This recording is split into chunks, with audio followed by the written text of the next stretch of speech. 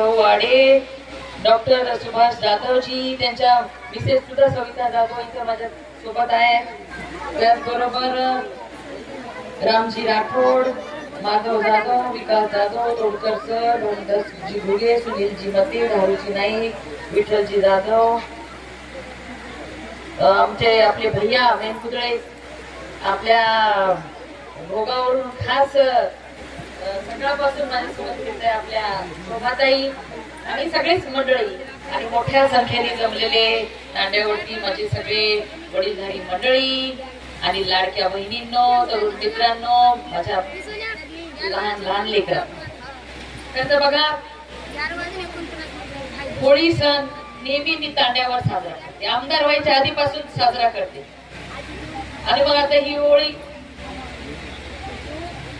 आणि विकासने पण बरे बरे भाषण केले निवडणुकीच्या टाइमला.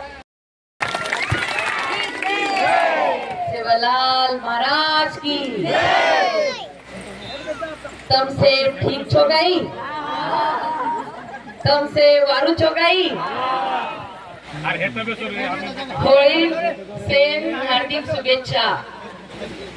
आज आपल्या सगळ्यांच्या सोबत होळी साजरा करण्यासाठी मी आली आहे.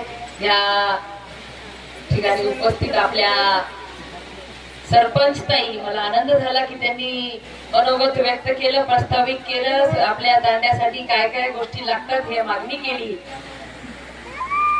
कारण सगळ्या महिला बघा, एक महिलेला तुम्ही आमदार केलं, तुमच्या बहिणीला तुमच्या लेकीला आमदार केलं, अशा माझ्या सोबत असल्या पाहिजे की नाही रणरागिणी भाषण करणाऱ्या, तुमच्या अडचणी तुमच्या मागण्या बोलणाऱ्या. सीमाताई त्यांच्या पाठीशी खंबीर उभे असणारे त्यांचे पती संतोष भाऊ उपस्थित आपल्या कवड्यावरून आले.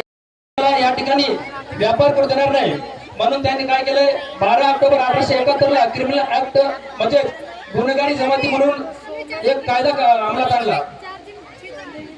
मग त्या कायद्यामध्ये असं होतं की ज्या ज्या ठिकाणी बंजारा समाज दिसला त्या ठिकाणी त्यांना धरायचं, मारायचं, फासावर लटवायचं.